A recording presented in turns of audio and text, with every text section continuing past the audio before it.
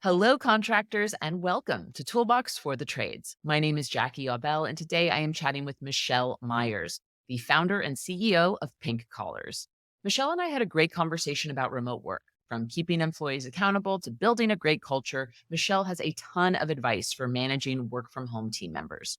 I hope you find this conversation as enlightening as I did. Michelle Myers, you are the founder and CEO of Pink Collars. Today, we are going to talk about how to run an effective remote team in the trades. I'm so excited to have you on Toolbox for the Trades. Thanks so much for joining me. I am thrilled to be here, Jackie. Thank you so much for having me.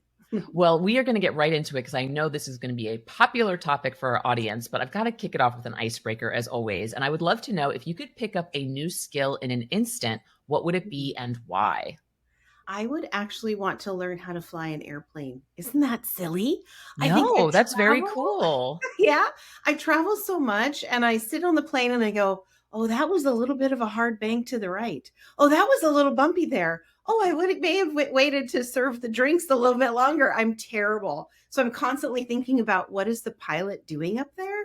And I think I would love Yeah. to learn how to be in the flight deck and help fly the plane. So that's the one. Well, that's also like definitely a skill you can pick up if you really want to. I know some folks who fly and they're really passionate about it, but I also understand wanting to understand the mechanics behind Mhm. flying. One time I was delayed flying from New York to Orlando 12 hours. Would Oh you my believe word. it? I could Oh have my driven. word. And I was just like, why? I need to know why. I need to know the why behind this. So I totally relate to your need of like, okay, I don't understand this. I do it all the time. And I think it would be helpful for me to know the mechanics behind it to like, I Yep. don't know, make my traveling easier. Maybe.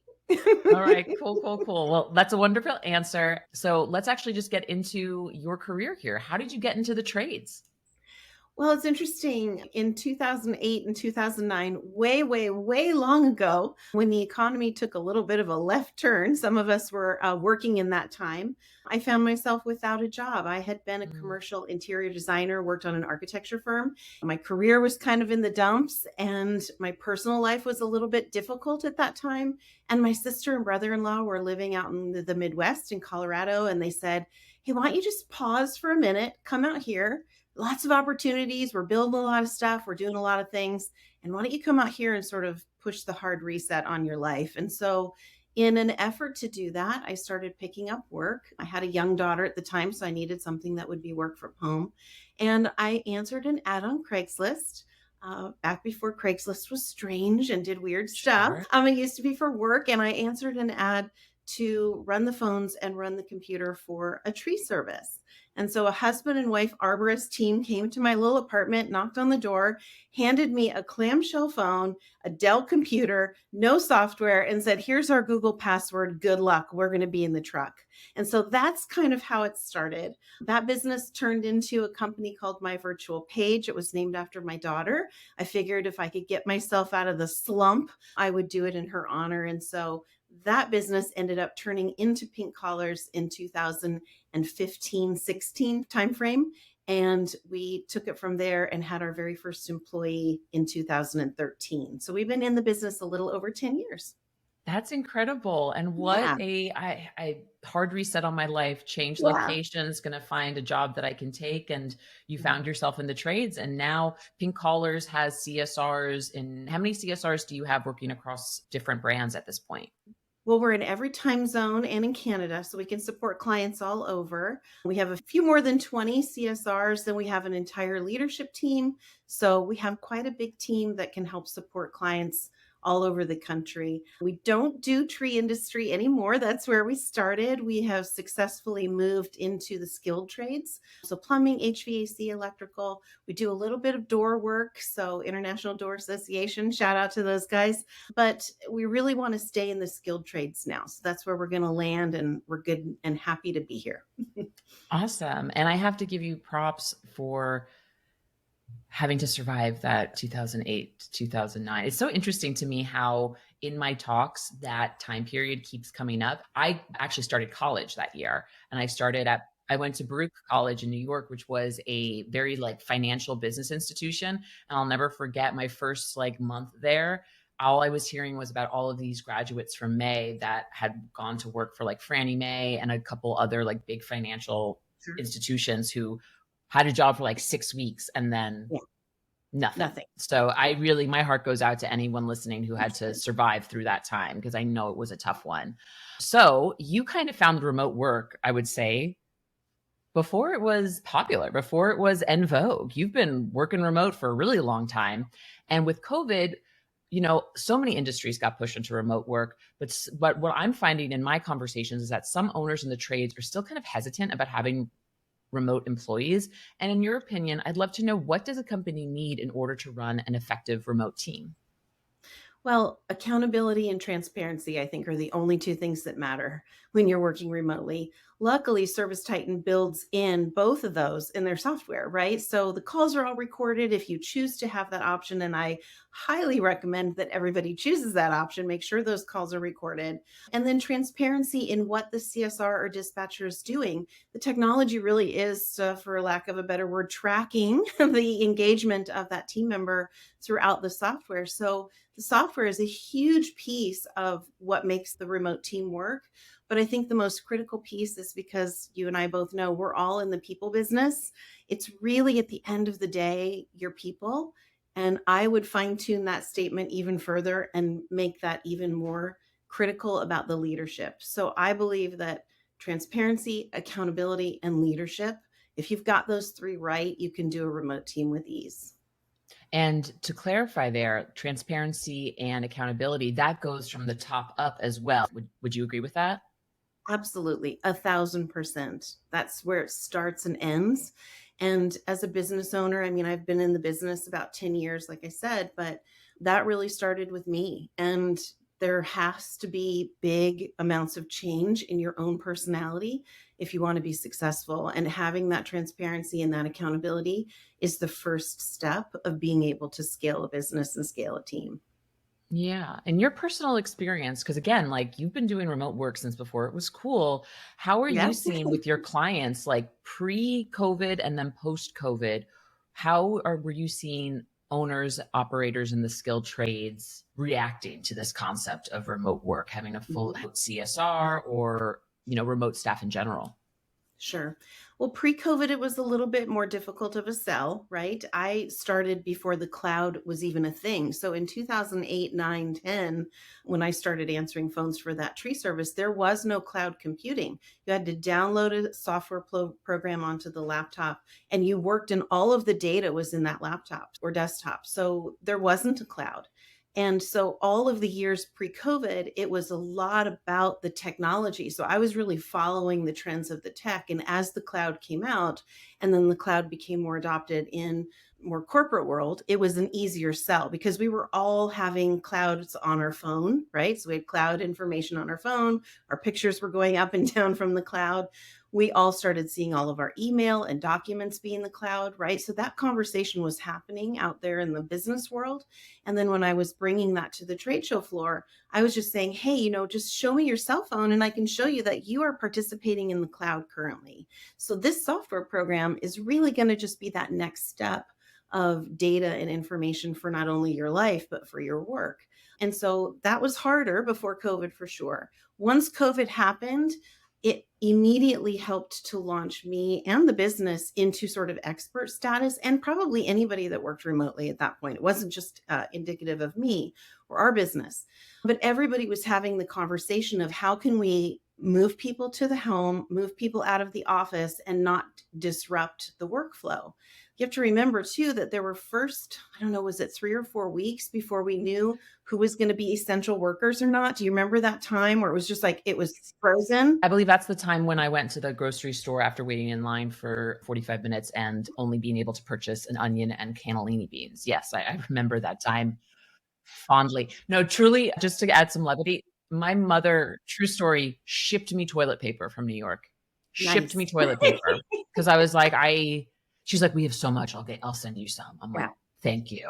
I like it. Your mom and I have something in common. Post COVID, we all got launched very strategic. We all got launched into work from home. So we all had to adopt some of these tools and techniques, whether it was forward the phones to, your CSR cell phone number, have them take the laptops and work from home, whatever it was, we were all forced to do it. So after COVID, absolutely, it's been an easier conversation to have, but it's still met with resistance. People get worried when they can't see the person, right? And so they get a Yeah. little bit concerned. Is that person working all day? Are they up and at their computer all day? Like, what's going on? And so we've built in a lot of that underpinning in our company so that people really do have that accountability.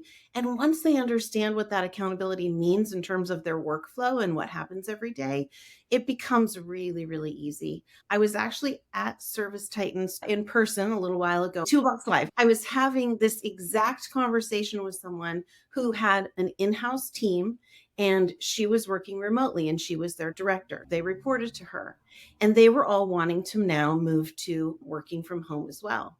And so she was working on a policy on what would that look like so that people could have that option, because of course we want to take care of our team members, but we also have to protect our business and our culture. So she and I spent about 30 minutes at lunch just hammering out sort of a quick policy. And it was really fun to have her identify what she needed as the owner to make that work for her company. So I think there are a lot of people still adapting to work from home and to remote. And I think the conversation is going to go on for a really long time. So it's interesting. ServiceTitan wasn't remote. ServiceTitan was a LA-based company. Around the time that COVID hit, we had started expanding our hiring to the Bay Area, to San Sure. Diego. I even my hired right before COVID, and he was based in Indianapolis. And so the way they, like, some of these remote leaders were doing is they would come in for a week or two and then fly out. I did not envy that life, but it's crazy now. I have colleagues in all corners of the country, and Yeah. it's really incredible. And as a individual contributor, I appreciate it. However, as a manager, I don't know, like, even though I know that my people are working, there's still that little bit of anxiety that you're like, I hope they're doing what they say they're doing, because you don't want to get stuck with egg on your face, I get. So I want to commiserate with folks listening who may be like, yeah, I understand that remote work is kind of the way to be and people want to do it, but it can be scary. Like, without that accountability, you don't really know how people are performing. Yeah. So let's talk about that. If you don't mind, let's talk about accountability. So we have accountability in several ways. We have mandatory daily stand-ups with our teams, and they're small groups based on time zone. So just that leader and that group of individuals gets together. And so they're on camera really quickly, 5 minutes. How's your morning? What's going on? How can we support you? Who's out sick today? Just kind of status on the team. And that really, really helps. We work exclusively on Slack as our communication method, and a lot of people in tech use Slack, so people are familiar with it. The cool part about that is that we engage with our team members and our clients both in Slack. And so when you're working with Pink Collars as a client, you come into the Slack channel and you can come in as deep or as far away as you would like in Slack. And so we can include you in everything, or we can just include you in the comm channels. We have management channels. And so we have all different tiers of engagement there for both the client and our team member to connect. And then we really instill in our team and in the clients that we serve that spending time like this on camera with each other is actually really beneficial. You get to see people's tone, you need to see their background, all the good stuff in their office. What does their home look like? What does their office look like? And that really does inform you and get that connectivity piece built. So I really like that. So you add those components to the already recorded calls and the already tracked, pieces of information that are being put in the software. And you can really get a good 360-degree view of an individual. And then we add one more piece just in case it wasn't fun enough. And we, through Slack, automate what's called our end of day reporting form. And so each individual in our company has to do an end of day reporting form. And whatever their seat requires, they actually do self-reporting. And it's really fun to be able to see what they're doing throughout the day. This is how many emails came in, and this is how many text messages came in, and this is how many calls were booked. And again, is the software tracking the majority of that? Absolutely.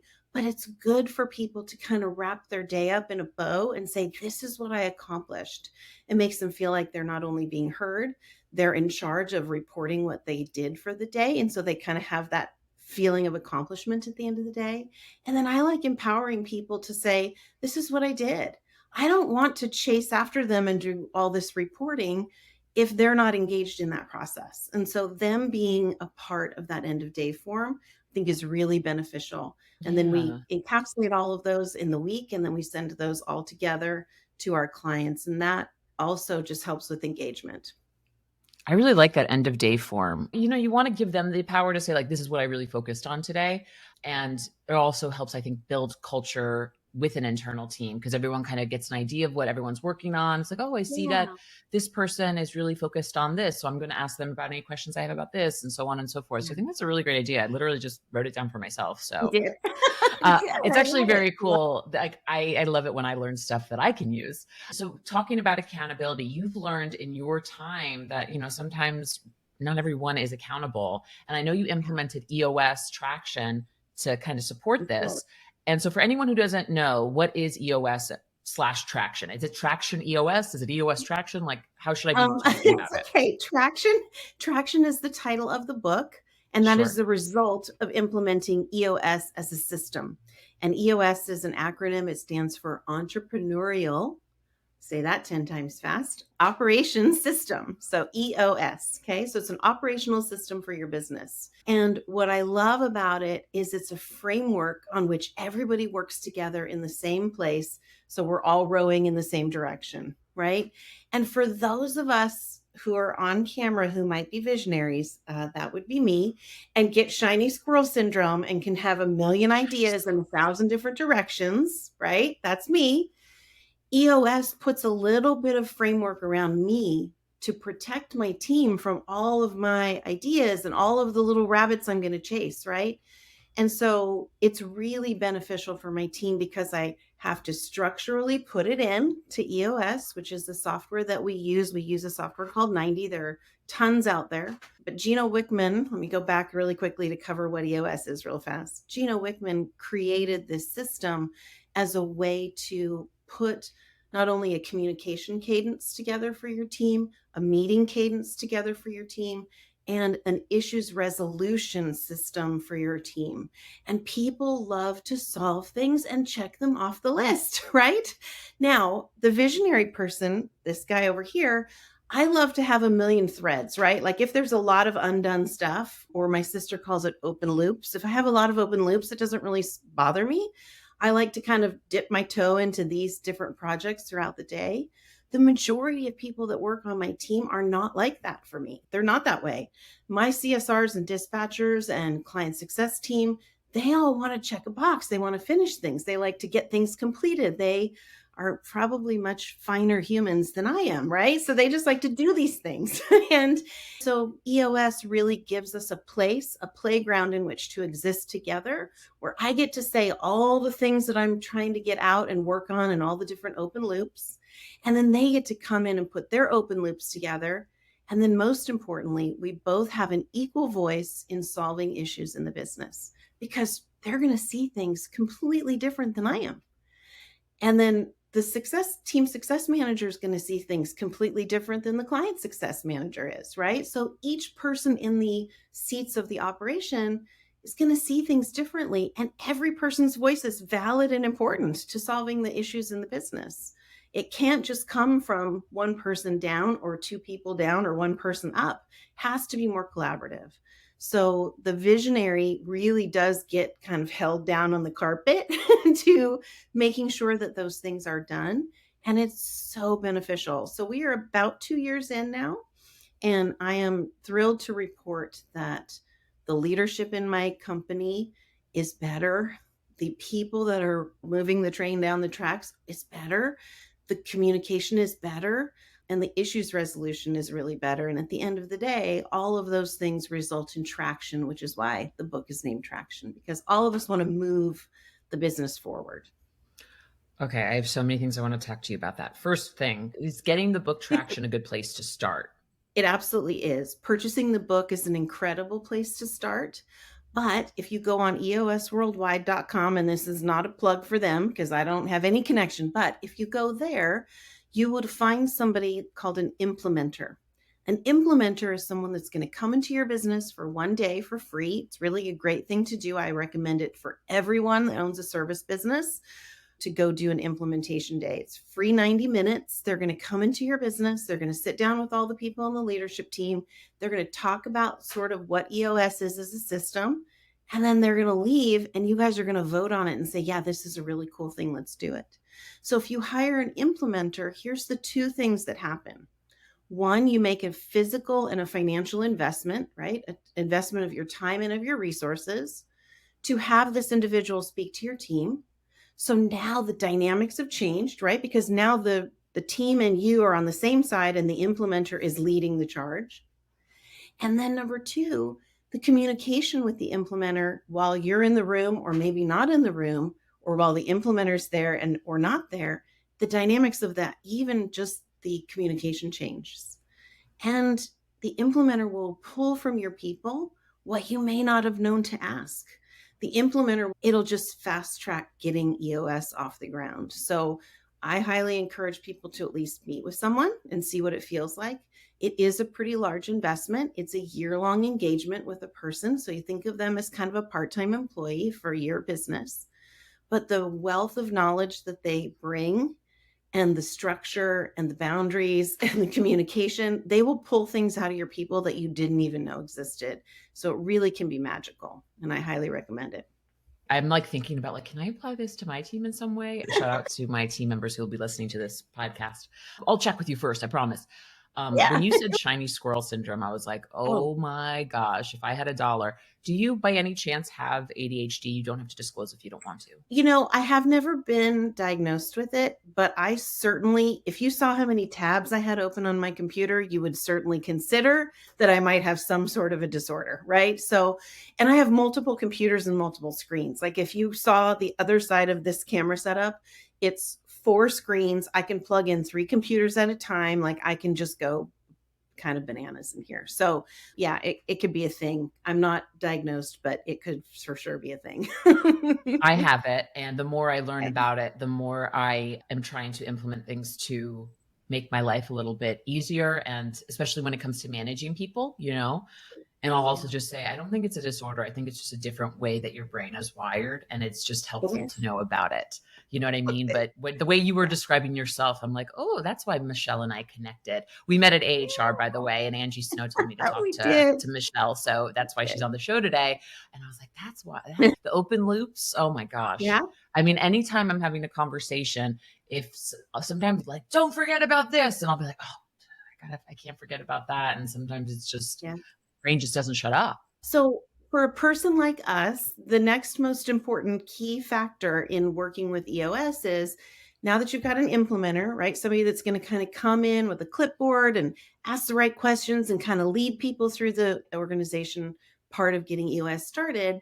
Every visionary needs their opposite. And it's interesting, you will find in most businesses, it's either a husband and wife team, could be a visionary and what's called an integrator. An integrator is somebody who actually does the stuff. They're the person that checks the boxes and does the thing and gets things accomplished, right? The visionary kind of has a million open loops. And the integrator says, okay, visionary, we're going to calm down. We're going to take these two things and we're going to take them to the finish line. So naturally, we are drawn as integrators and visionaries to one another in life, in business, in marriage. We're just drawn to each other. So this is a natural component of us as being humans. And so you will find in your organization a natural visionary and a natural integrator. Here's the cool part. You can be a business owner and be neither.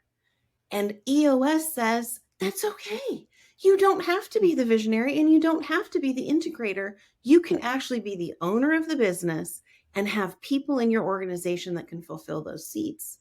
And then you look at yourself and you're like, I'm not completely insane.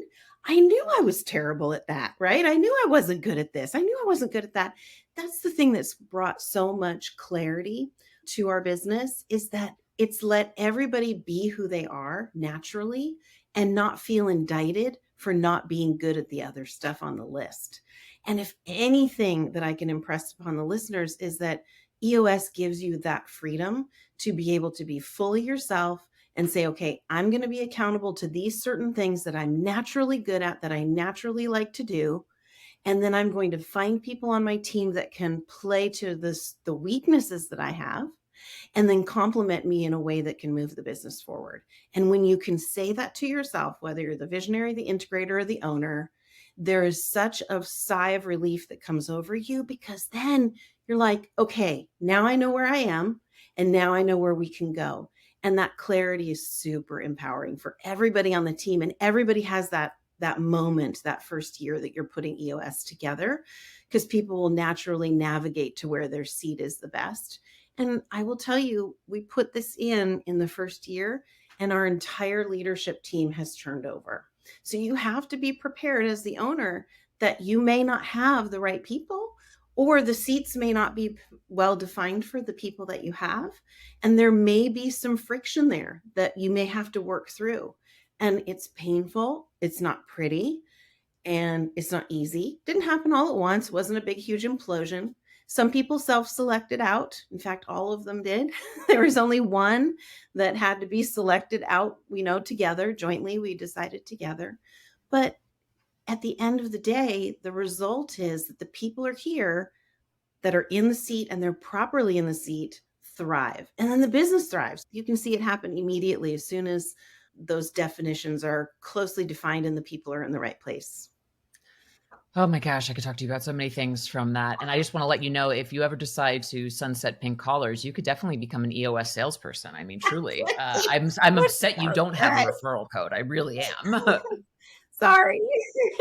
Well, I want to say, you might, not to diagnose you in any way, but you might have Yeah. ADHD, because remember when we decided to do this conversation, we were an effective remote team, and now I'm just talking to you about EOS.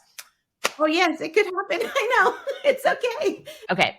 Well, let's talk a little bit about call recording, right? So call recording is so important when you have a remote call center. But It is. when you and I were first talking, I was like, no one has the time to Yeah. review every recording. So I would love to know what processes you recommend for call center managers who want to quality check their calls of their remote employees, but I only have maybe an hour in my day to do this type of quality Sure. checking. What do you recommend? Well, we partner very closely with Power Selling Pros. Shout out to those guys. Brigham and his team are fantastic. So They're we going to be use on the Power Selling. podcast too. Oh, great. Oh, Yeah, I think they're fantastic. going to be on the Um, podcast after you. So that's a very good oh, shout out to them. Perfect. Okay, I didn't know that. Okay, so Brigham and his team of coaches are incredibly engaging and a lot of fun. So our team does never think of it as, oh, we're not doing anything right. So here comes a coach, right? We're messing up. Here's a coach. They make their process super collaborative and super helpful and more about teaching than anything. I would first start looking into them. They can absolutely engage with one or more of your team members. If you have somebody that you really want to focus on first, they can start there. If you want to just engage them with your entire team as an organization, they can start there as well. So they've got a great group of people, and I would highly recommend starting there. A little birdie tells me, though, there are AI companies out there that are building coaching and listening models. And so there's one kind of circling around. I'm not going to say their name because I don't want to let the cat out of the bag, but I know that there's some companies that are working very closely in the ServiceTitan ecosystem to work on call recording review and call recording review for tone, for keywords, for call time, for call flow, for response time, for what did the customer say, and then what did the agent or CSR say. And so I believe that there's going to be some really cool tools on the horizon coming out, not only through ServiceTitan, but other vendors. So I would investigate in those as well. But for now, I love Power Selling Pros. I think they might be starting to use a little AI too, but you'll have to ask Brigham that when you have him on. You'll have to ask him about that. But there's a lot of good options out there. And then internally, what we do, we QA shadow is what we call it. And so we not only shadow the person live while they're on the calls, but then we also just randomly select calls and go over them in our stand-ups in the mornings. And so Ah. it's a good teaching method to talk to our team about. So we'll do a really good call and we'll get everybody all fired up and we'll say, okay, this is a good one. And then on Friday, we're going to go over one that we think needs a little bit of improvement. We talk to that team member first so we don't ever, shout them out or do anything public that would make them feel uncomfortable. But we always make sure that we're constantly up leveling our team and learning from one another. So that is an important aspect of having remote teams for sure. So I imagine for these stand-ups where you review the calls that went well, the calls that could have been done better, you probably have people on your team because this is such a routine. You probably have people on your team who self-select their calls. They might say like, "Hey, I think this would be a great call for training." Is that right? They do. And so our team success manager will work with them and talk to them first and say, hey, this would be a good one for the rest of the people to listen to, the rest of the team to listen to. So we collaborate on that. That's not something we do cold to people, but it is. Sometimes we have a customer that's really, a little wiggly and hard to capture. And so it's fun to listen to how people handle those objections. Again, shout out back to Power Selling Pros is that they give us that call flow and how to work through those objections. And remember, in every instance in the world, including a phone call, the person who's asking the questions is actually the one in control of the conversation. And a Mm. lot of our CSRs always just need to be reminded of that you're in control the moment you continue asking the questions. Once you get a battery of questions from the client or the customer in the field, that's when they're in control of the call. So it's always important to maintain the question answering and make sure that CSR is in charge of that call. And that always helps. Amazing. All right. So I want to know too. I mean, I already alluded to it. Remote work is everything. People love remote work now, but I would love to understand how you are able to get employees to buy into a company if they're working remote. We had a lot of visual context. So whenever we're talking to a team member, we need to communicate with them. We always get on Zoom. We always get in a huddle in Slack. We always make sure that auditory or visual component is there. We work really hard in the onboarding period to understand all the things that makes them unique and amazing. And so we take in all of that data and we keep it in a applicant tracking system called Bamboo HR. And so that really helps us if something is happening in their life so that we can touch them in a way that makes sense to them and resonates with them. We just recently had somebody that had a terrible family tragedy, and I went Mm. into Bamboo HR. I could see what her favorite drink was, what her favorite flower was, what her favorite book was, and then I could reach her in a way in her time of need that resonated with her. And that's not trickery. That's just helping me to be able to connect with that team member. So that's really important to dial in that information about your team so that really you can reach to them in any way, whether it's good or bad. You need to be able to speak their language. And so we take in all of that data about our team as part of our onboarding. And we just ask a million questions about people because I want to know your kid's name, your dog's name. I want to know who your brother-in-law is. I mean, I want to know it all because I want to be able to speak to you knowledgeably if we're having any sort of an issue. If I've built that trust all along in the relationship, or my team of leaders has built that trust in you, then you're going to trust them when they say, gosh, Jenny, we don't have any Jennies working. I really wish you could do this, or this is something that I would encourage you to do. And when you have spent time with that Jenny on your team, even if it's remote, and you've worn silly hats together on a huddle, or you've goofed off, or you've talked about something personal in the break room channel, and you've sent that person flowers, you've built that trust of that team member so that they believe in you and your company and your vision. And to be honest, I have this little thing. I will make it sure that I send it to you in the notes for the show. I'm not going to read it all, but for those who can't see, it's a little visual diagram of a ladder, essentially. And it talks about the performance chain, and it's called the service profit chain. And I know as business owners, sometimes profit is like a scary word or a dirty word when we're talking about culture. But culture feeds into the accountability and it feeds into the profit of your business. So it starts with leadership and then it goes immediately to engagement. So not only do you have to have your leaders right, but engagement is the single second most important piece of the puzzle on the way to the profitability of your company. Once you have engagement, you will have team member loyalty, then you will have resulted productivity, then you will have quality. Again, we're quality assuring, we're checking things, right? So as a business owner, that engagement is huge because you can't get your quality until you get the engagement right. And then once you get quality, you get value. Once you get value, you get customer satisfaction. Again, all those people that we're talking to on your behalf, we want to make sure they're satisfied. Then once they're satisfied, they are loyal. Then once you have customer loyalty, you in turn have a profitable business. So when you start down there at leadership and engagement, if you don't get those two things right off the bat, you're going to have a really hard time getting up the ladder to profit. Yeah. Okay. I'm so happy. You came prepared with so many resources and referrals. Oh my gosh. So appreciate. All right. We are running out of time, which is it just goes to show how much I'm enjoying this conversation. But I have a final question for you that's kind of like more to what we're seeing now. So at ServiceTitan, we've talked about COVID a bit on this show. And obviously being in the skilled trades, you know that COVID boom happened. People were home more, they were doing projects that they maybe would have put off for hours for not for hours, for years. And now we're kind of seeing the correction of that. And we've kind of gotten Sure. back to a pre COVID level of business operations. So, what Sure. would you recommend to owners who are making sure they're optimizing every call? Well, I think rehashing your calls is really important, getting back in front of customers that didn't close. So whether you're doing outbounds, whether you're doing a email, a campaign, a text campaign, whatever you're doing to get the word out in front of your customer again, remember the world has gotten so much more technologically noisy. Even in the last 5 years, I've noticed it. I mean, I don't know about you, but it's not enough that you buy a pair of shoes from a vendor one time. You turn around and you've gotten 100 emails from the same shoe person. And it's like, okay, wait a second. I just wanted the pair of tennis shoes. We don't need to get married, right? And so that's what we're used to as consumers now. We're used to kind of being bombarded. And so in the service industry, we need to kind of look at those companies. We need to look at Nike and we need to look at Apple and we need to look at some of these major businesses and see the level of communication at which they're actively pursuing us as consumers.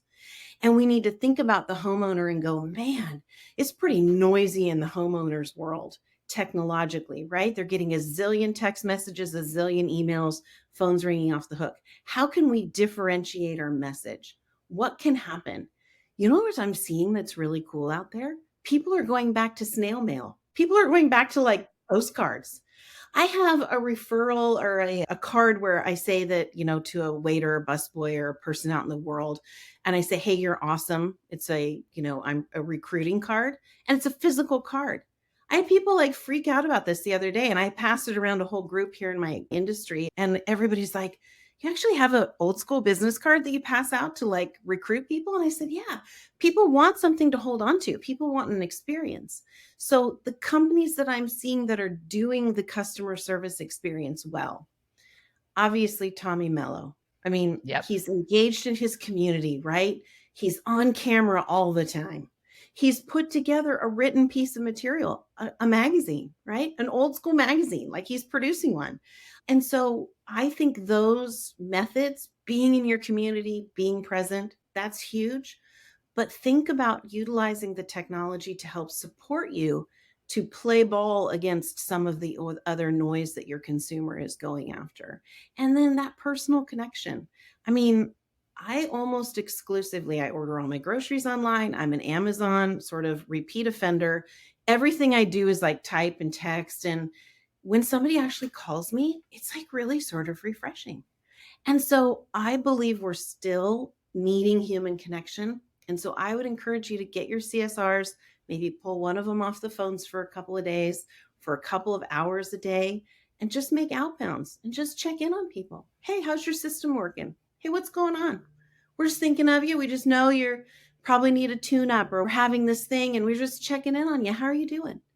And I really do believe that with all of this AI and all of this noise, I do still believe that the human connection, the voice, this kind of work that you actually do is really, really still very, very important in the service industry. And so I would encourage you to get people on the phone again and get them reaching out to your people, to your customers. So that's what I would do. I think that's phenomenal advice. 100% agree with you. And Michelle, this has just been a wonderful, wonderful conversation filled with a wealth of information that I want you to know I'm going to be acting on when I get off this call. So Thank thank you for you. taking time to join me on Toolbox for the Trades. This was truly a delight. And I can't wait to see you at the next conference. I hope our paths cross again soon. Can't wait.